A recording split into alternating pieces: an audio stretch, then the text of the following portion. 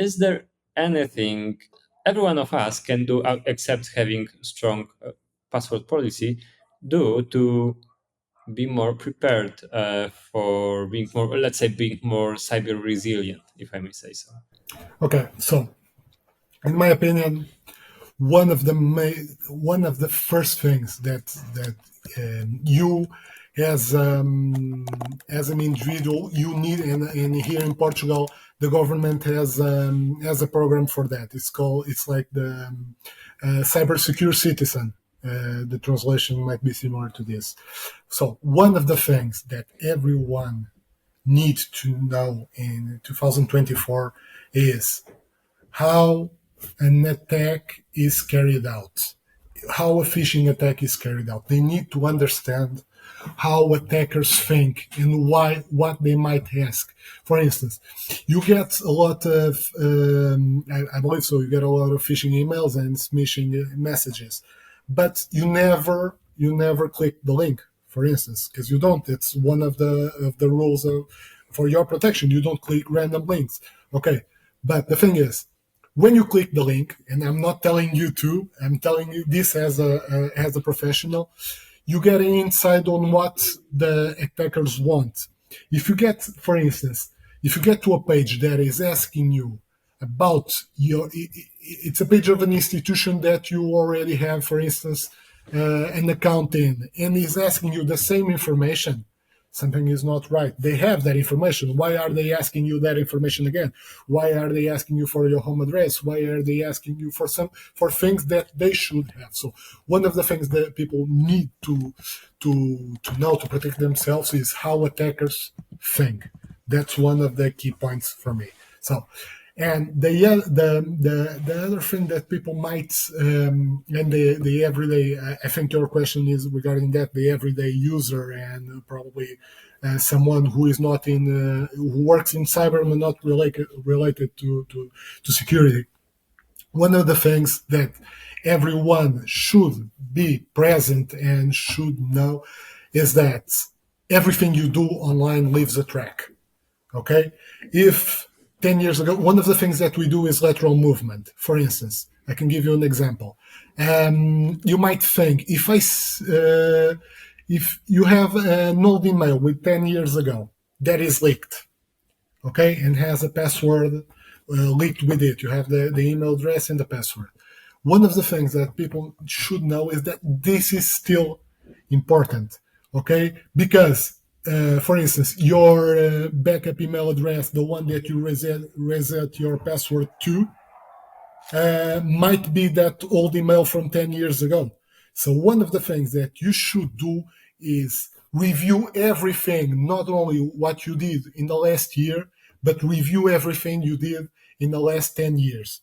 Because, like I was telling you, lateral movement is this. I get an email address from you from a lead website, a lead generating website from marketing or so on. This is one of the OSINT techniques. I then run this email through a data breach from a data breach website collector or so on. I get a password. And if I present this to you in a report, you say, okay, but this is an old password. I don't use this password anymore. But lateral movement is this. I'll then change my search query to that password and get the email that you used 10 years ago. And that email that you used 10 years ago, it's still the recovery email for your current Gmail account. Okay.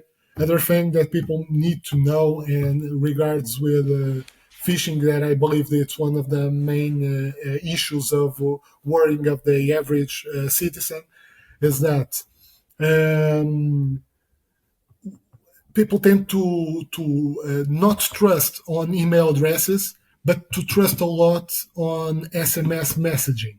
If you get a text message with the header of your bank or of your any of your service providers, you actually the text message gets aggregated to the ones that you received because it has the same header. You immediately trust that. You do. All more than half, or I would guess more than 75% of the users will trust that. Okay, spoofing Seems is a thing. natural. Yeah. Yeah, spoofing is a thing. It's very easy without any technical knowledge by hiring a third party to spoof an SMS header.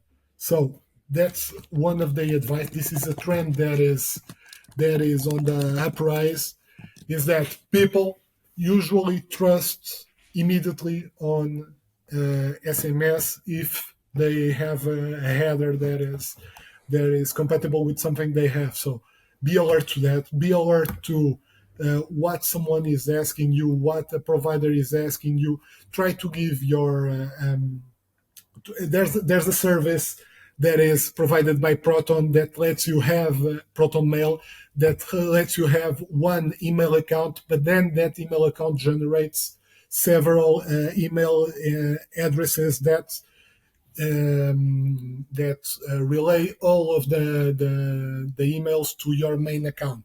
So you will have your, for instance, awesome at proton.me,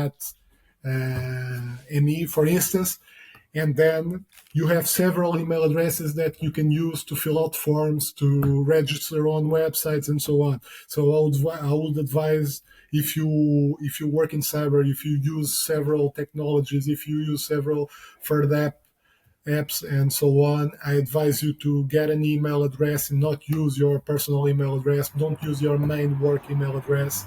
uh, Try to be a little, if someone wants to hack you, you will get hacked. Just try to have more barriers in order to make it harder for them, so that they can switch targets and choose someone else.